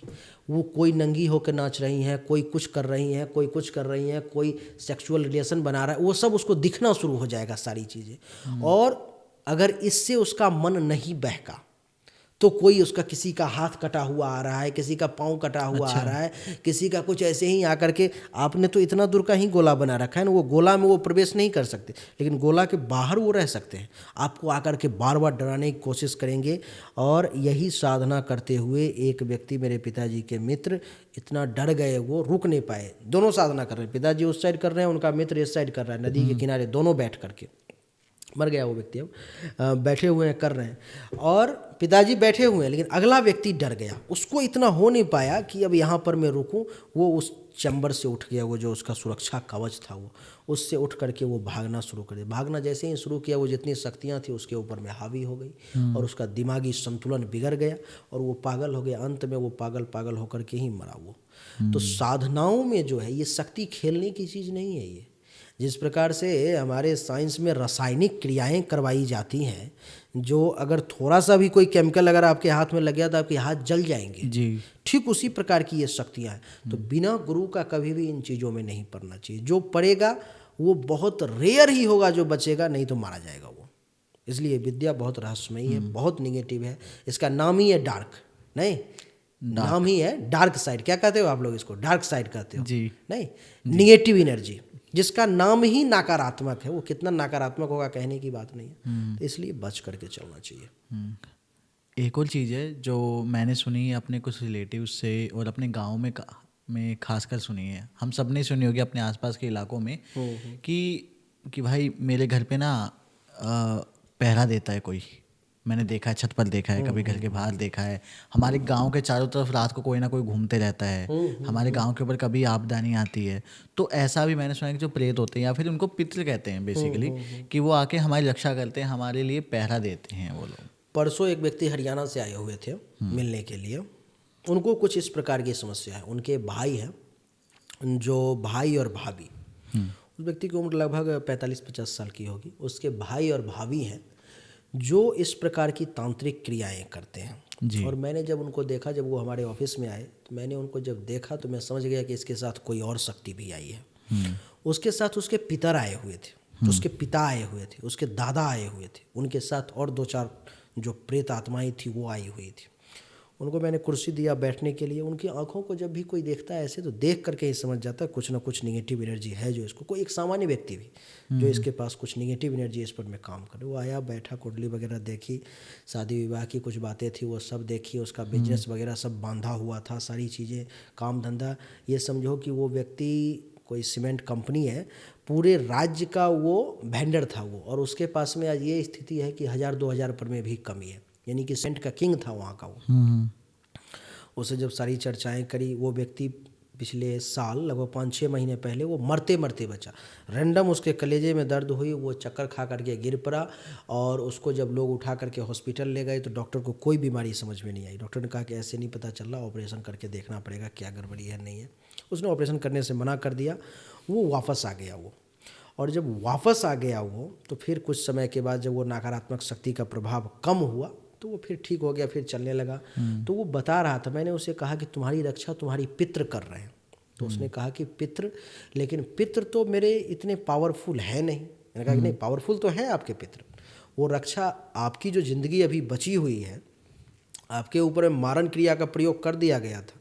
पुतला बना करके हार्ट से संबंधित परेशानी आपको हो, पुतला में आपके नाम से संकल्प करके उसमें कील मार दी गई थी, और उसी कारण से रैंडम आप गिरे। आपको लगा कि अब मृत्यु हो जाएगी आपकी, डॉक्टर को कोई बीमारी पकड़ में नहीं आई, लेकिन आपकी पितृ की कृपा थी, उन्होंने आपकी रक्षा करी। तो उन्होंने कहा कि नहीं, पितृ तो रक्षा कर रहे हैं, लेकिन पितृ के पास इतनी शक्ति नहीं है। तो मैंने कहा क्यों नहीं शक्ति है, आप कैसे समझ रहे हो कि शक्ति नहीं है? तो उसने कहा जो मेरे पितृ जो हैं सो कई बार किसी किसी के शरीर पर में आते हैं, और जब शरीर पर में आते हैं तो जब उनसे जब पूछा जाता है तो वो कहते हैं नाम लेकर के कि मेरा जो बड़ा लड़का है और मेरी जो बड़ी बहू है वो मुझे पशुओं का बलि देती है, वो मुझे पक्षियों का बलि देती है, वो मेरे ऊपर में खून के छींटे देते हैं, इसी कारण से मैं उसके बस में हूँ, विवश हूँ, मैं नहीं कर सकता। तो इस प्रकार से पितर मेरे तो खुद घर की रखवाली प्रेत ही करता था। मेरे घर पर में बाउंड्री जैसे होता है, अभी बाउंड्री लोग बंगला बनाते हैं तो बाउंड्री टाइप का, तो पहले भी बाउंड्री टाइप का, ये ईंट का नहीं था पक्का, लेकिन लकड़ी का ही बाउंड्री टाइप का बना हुआ था। और उसकी रखवाली बाबा ने प्रेत को, एक प्रेत था उसको दे रखा था कि इसमें से एक सामान भी गायब नहीं होना चाहिए, एक भी अगर कोई ले गया। उसमें में चोरी काफ़ी होती थी क्योंकि भूखमरी थी, गरीबी थी, पैसे नहीं थे, खाने पर में भी लोगों को कमी थी। तो उन्होंने उस प्रेत को आदेश दे रखा था कि इसमें से अगर एक फूल का पत्ती भी अगर कोई मेरे इच्छा के बिना अगर तोड़ के ले गया तो उसका जुर्माना तुम्हें भरना पड़ेगा, उसका दंड तुम्हें मिलेगा। एक व्यक्ति ने, एक दिन दादाजी ने हंसी मजाक में बोल दिया लोगों को कि भाई मेरे बाउंड्री के अंदर से कोई कुछ नहीं ले जा सकता, नहीं तो उसको ऐसे ऐसे होगा। एक व्यक्ति ने कहा कि देखता हूँ जांच करके इनको। वो पहुँच गया भोर में, 4 बजे भोर में, सब लोग सो रहे थे, पहुँच गया और फूल सब तोड़ लिया बढ़िया से, एक पन्नी में अपना थैली में पैक किया और अपना जाने के लिए निकल गया। देखा कोई है नहीं, अपना कौन पहरेदारी कर रहा है ऐसे। अब जैसे ही वो गेट से बाहर निकालने की कोशिश करता है तो उसको लगा कोई पीछे से कोई धक्का दे दिया उसे, बस वो गिरा, उसको इसमें रोड पे चोट लगे, घुटने में चोट लगे, फूट गया, खून निकलने लगा। फिर देखा अगल बगल, उसको लगा कि पाँव शायद कुछ में टकरा गया होगा इसलिए गिर गया। फिर उठा, फिर जैसे ही चलने की कोशिश की बस फिर धक्का, फिर गिरा। तब उसने हल्ला किया जोर से कि बाबा बाबा बाबा। तब बाबा रूम में सोए हुए थे। कहे क्या हुआ, फूल नहीं ले जा पा रहे हो? अब रूम से ही, जबकि उन्होंने देखा नहीं। तो नहीं बाबा माफ़ कर दो, मुझे लगा कि आप मजाक कर रहे हो, तो सही में आपके यहाँ पर मैं ये प्रेत रक्षा कर रहा है, मेरी ज़िंदगी बचाओ इससे, नहीं तो ये मार डालेगा। कहे ठीक है, फूल जहाँ से तोड़े हो जाओ उसी पेड़ के नीचे रख दो और फिर चले जाना। रूम में सोए सोए वो गया, फिर फूल वहाँ पर मैं रखा और वहाँ से जान लेके जो भागा। सो उसके बाद कोई भी चोर उचक्का डकैत क्यों मेरे घर में कोई कदम रखेगा, इस प्रकार से बात ये वायरल हो गई दूर दूर तक कई गांव में। उसके बाद मेरे घर में कभी चोरी नहीं हुई। जी, आपने कभी अपनी विद्या का प्रयोग किसी पर अटैक करने के लिए किया है? गलत करने के लिए हमने कभी प्रयोग नहीं किया, कभी भी गलत करने के लिए प्रयोग नहीं किया। हमेशा जब भी प्रयोग किया है सुरक्षा के लिए किया है। और हजारों लोग ऐसे हिंदुस्तान से लेकर के, और अभी भी हमारे यहाँ पर में एक तांत्रिक प्रक्रिया की पूजा चल रही है, एक आसाम के व्यक्ति का और एक फ्रांस के व्यक्ति का। एक फ्रांस का व्यक्ति है जो तांत्रिक प्रक्रिया से बहुत परेशान है, जबकि फ्रांस समझो कि इन चीज़ों को नहीं मानता है, लेकिन वहाँ का वो बासी है और इन चीज़ों से परेशान है। और अभी 2 ही दिन पूजा की हुई है और उसका आधा से ज़्यादा परेशानी उसकी ख़त्म हो गई 2 ही दिन में। जो कि फ्रांस का व्यक्ति, फ्रांस का वासी है वो। तो हमारे यहाँ पर में जब भी किया जाता है तो इसका प्रयोग हमेशा सुरक्षा के लिए, लोगों की भलाई के लिए, क्योंकि नुकसान करने के लिए तो लोग बैठे ही हुए हैं। नुकसान करवा के तो लोग आते ही हैं कि मुझे ये परेशानी है, ये परेशानी है। मैं तो पैसा ही इस चीज़ का लेता हूँ जो ठीक करूँ। पहले मेरे बाबा लोग थे वो पैसा नहीं लेते थे, तो गरीबी काफ़ी थी। उन्होंने अपनी पूरी ज़िंदगी ये समझो कि फूस के मकान में झोपड़ी में निकाल दिया। राजा महाराजा उनको काफ़ी ऑफर किया। राजा हमारे यहाँ पर में के जो राजा थे दरभंगा महाराज, इनके तांत्रिक विद्या से प्रभावित होकर के उन्होंने उनको कई एकड़ ज़मीन दिए, पैसे दिए, उन्होंने सारे दान कर दिए। जो नहीं मुझे नहीं चाहिए, स्कूल कॉलेज अस्पताल तालाब इस प्रकार के लिए सरकारी संस्था के लिए सब दान कर दिए। तो उन्होंने पैसे पर में कभी चाह नहीं रखी, जिसका परिणाम ये हुआ कि हमारी परिवार बहुत ज़्यादा गरीबी में चली गई, बहुत गरीबी में चली गई। तब पिताजी ने कुछ प्रतिशत चाह रखी पैसे की। और मैं भी मुफ्त में काम नहीं करता हूँ। उसके 2 कारण हैं। एक तो मुफ्त का काम का जो है वैल्यू नहीं होता है, आप कर भी दोगे अरे कुछ ऐसे ही कर दिया वैसे। वही चीज़ जब आप पैसा लेकर के किसी को दे रहे हो तो नहीं भाई, बात का है, पैसा लगा है, वो सही चीज़ें होंगी। आज जो स्कूल सबसे ज़्यादा फीस चार्ज करती है वो स्कूल में पढ़ाई हो या ना हो, स्कूल सबसे बढ़िया है। और कोई अगर बहुत सामान्य आप किसी बच्चे को पढ़ा रहे हो 500 रुपये का फीस लेकर के, कर रहा है, पढ़ा रहा है, चल रहा है, लेकिन वो स्कूल वाली बात नहीं। वहाँ पर में तो ऐसे भाई घोड़ा पर में चलना होता है, तो नदी में तैरना होता है, तो ये होता है। तो वही बात है। तो किसी भी चीज़ को मूल्य जो है आज के समय में अगर नहीं रखा जाए तो वो अमूल्य नहीं रहता, वो जो है सो बेकार हो जाता है। उसके पास ऐसे ही कोई आएगा चला जाएगा, कुछ करेगा और वैल्यूड कदर नहीं करेगा आपके चीज़ों की। इसलिए मूल्य रखना जरूरी है। कहावत है कि राजा जोगी पेखना, खाली हाथ न देखना। कभी भी राजा से मिलो, मंत्री संतरी MP MLA मुख्यमंत्री प्रधानमंत्री, खाली हाथ नहीं जाना चाहिए। तांत्रिक ज्योतिष से मिलो, कभी खाली हाथ नहीं मिलना चाहिए। संत महात्मा से कभी खाली हाथ नहीं मिलना चाहिए। कुछ नहीं है, कुछ ना कुछ लेकर के ही मिलना चाहिए, नहीं तो आपका काम सफल नहीं होगा। वो ये नियम है शुरू से। जी मिश्रा जी, काफ़ी सारी इंसिडेंट्स हमने कवर किए हैं, काफ़ी सारे क्वेश्चंस थे मेरे जिनको आपने एक्सप्लेन भी किया, और उसी से रिलेटेड जो भी इंसिडेंट आपके पास था, जो भी स्टोरी आपके पास थी, आपने हमें बताया। काफ़ी, मैं कहूँगा कि काफ़ी डरावने एक्सपीरियंस भी थे जिसको आपने थोड़ा सा फ़नी वे में बताने की कोशिश की है ताकि लोग समझें। हाँ, समझे और ज़्यादा डरे नहीं, निगेटिव में ना चले जाएं, नहीं तो उनकी फिर मानसिक स्थिति खराब हो जाएगी। वो अपने आप क्या होता है कि ये सब कहानियाँ सच्चाई हैं, और जब लोग इसे सुनते हैं तो कहीं ना कहीं रिलेट करने लगते हैं, और रिलेट करने लगते हैं तो उनके दिमाग में निगेटिव थॉट्स आने लगते हैं। उनको अपने घर में भी जब अकेले रहेंगे तो उनको प्रेत का एहसास होगा कि भाई यहाँ भी कुछ है। तो इसीलिए मैं इन चीज़ों को बहुत हल्के में बताता हूँ ताकि लोग इसको बहुत ज़्यादा निगेटिव वे में ना जाए, सीरियसली ना लें।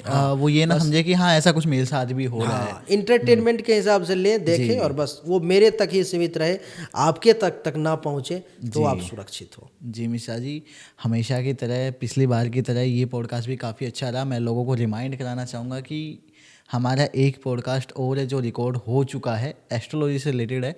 कुछ जो फ्रॉड एस्ट्रोलॉजर्स हैं, एक्सपोज जिन बातों पर हम उनको कर सकते हैं, ऐसा कुछ वो पॉडकास्ट है जिसमें थोड़े से सीक्रेट्स के बारे में बात की है। थोड़े से ऐसे क्वेश्चंस हैं जो कि किसी भी एस्ट्रोलॉजर को पता करने में काफ़ी मतलब नहीं, वो जो आपने पूछे हैं वो उपलब्ध भी गूगल पे नहीं है। हाँ, वो गूगल पर ही उपलब्ध नहीं है। यूट्यूब की बात तो छोड़ दो, गूगल पर ही उपलब्ध नहीं है वो। तो वो पॉडकास्ट देखने के बाद ना कोई भी इंसान वो पता कर सकता है कि जिस एस्ट्रोलॉजर से मैं बात कर रहा हूँ क्या वो सच है, क्या वो असली है या नहीं है। और एक और हम लोगों ने इसी चीज़ पर में की थी पॉडकास्ट, जिसका भी लिंक अगर आप डिस्क्रिप्शन में दे दोगे तो लोग देखेंगे, तांत्रिक विद्या से संबंधित ही थी। डेफिनेटली। तो जिन लोगों ने ये वीडियो नहीं देखा है उनको वो भी रोचक लगेगा, देखने के बाद मजा आएगा कि भाई वास्तव में ऐसी चीज़ें भी कुछ होती हैं। और उसमें तो मैंने तंत्र के सारे पार्ट भी कवर किए हैं, कंप्लीटली तंत्र की जो क्रियाएं होती हैं वो कंप्लीटली हमने डिस्कस किया उनके बारे में। साथ में कुछ रियल इंसिडेंट भी थे जो आपके नाना जी से रिलेटेड थे। मिश्रा जी, आपका बहुत बहुत धन्यवाद हमारे इस पॉडकास्ट का पार्ट बनने के लिए, इतना ही ज़बरदस्त जानकारी देने के लिए, स्टोरीज देने के लिए। एक चीज़ मैं और कहूँगा कि जो भी लोग तंत्र मंत्र से संबंधित, क्योंकि कहानी सुनने से केवल किसी का समस्या का समाधान नहीं होगा, दुनिया में ऐसे कोई भी लोग जो अभी आपके वीडियो को देख रहे हैं, अगर वो तंत्र मंत्र से संबंधित, ब्लैक मैजिक से संबंधित, नेगेटिव चीज़ों से संबंधित, या जीवन के किसी भी प्रकार के समस्या से संबंधित जिसका समाधान उनको नहीं मिल पा रहा है, उस समस्या का समाधान अगर वो मेरे पास आते हैं, मुझसे कनेक्ट करते हैं, तो मैं 100% प्रयास करूंगा कि वो इस समस्या से बाहर निकल जाएं और दोबारा उनको कहीं किसी के पास जाने की ज़रूरत ना पड़े। इसमें सबसे पहले तांत्रिक प्रक्रिया की भी चेक करने के लिए कुंडली चेक की जाती है। कोई भी तांत्रिक प्रक्रिया आपके ऊपर में तभी इफेक्ट करती है निगेटिव वे में जब आपका समय खराब होता है। कहते हैं अल्लाह मेहरबान तो गधा पहलवान। जब भगवान का कृपा हो जाता है तो एक बेवकूफ़ से बेवकूफ़ व्यक्ति भी आकाश को छू लेता है, और जब समय खराब होता है तो आप बेड पर से गिरोगे, आपका पाँव टूट जाएगा जी। नहीं? तो इसीलिए पहले कुंडली की जांच करनी ज़रूरत होती है। कुंडली एक ऐसी चीज़ें हैं जो आपके जीवन में किसी भी प्रकार की कोई घटना क्यों ना घटित हो रही हो, उसका समाधान उसमें है। तो इसीलिए कोई भी परेशान है वो ज़रूर संपर्क करें। आप डिस्क्रिप्शन में भी दे ही देते हो डिटेल, और हो सके तो कमेंट में भी नंबर, व्हाट्सएप नंबर पिनअप कर दोगे, लोग अपना संपर्क कर लेंगे। समस्या का समाधान अगर आपके माध्यम से एक का भी हो जाएगा तो ये पॉडकास्ट आपका सफल हो जाएगा। जी मिश्रा जी, आपकी सारी ही डिटेल्स हमारे डिस्क्रिप्शन बॉक्स और हमारे कमेंट सेक्शन में लोगों को प्राप्त हो जाएंगी। इजीली वो आपसे कनेक्ट हो सकते हैं, जो भी प्रॉब्लम्स उनको, उनका सॉल्यूशन डेफिनेटली आप उनको प्रोवाइड करोगे। इसी के साथ मिश्रा जी, आई नो कि बहुत सारी ऐसी बातें हैं जो अभी हमें और डिस्कस करनी हैं, लेकिन एक पॉडकास्ट में हम सब कुछ कवर नहीं कर सकते क्योंकि फिर लोगों का अच्छा रिस्पॉन्स रहा तो भगवान की कृपा रही तो फिर चर्चा आगे होगी। डेफिनेटली हम दोबारा मिलेंगे और भी बहुत सारी चीज़ें जो डिस्कस करेंगे। मैं लोगों से कहना चाहूँगा कि अगले पॉडकास्ट में वो क्या सुनना चाहते हैं, क्या जानना चाहते हैं, हमें कमेंट सेक्शन में बताएं, और हम ट्राई करेंगे कि सब कुछ हम कवर करें। जी मिश्रा जी, आपका बहुत बहुत धन्यवाद। राधे राधे। जी, राधे ही राधे।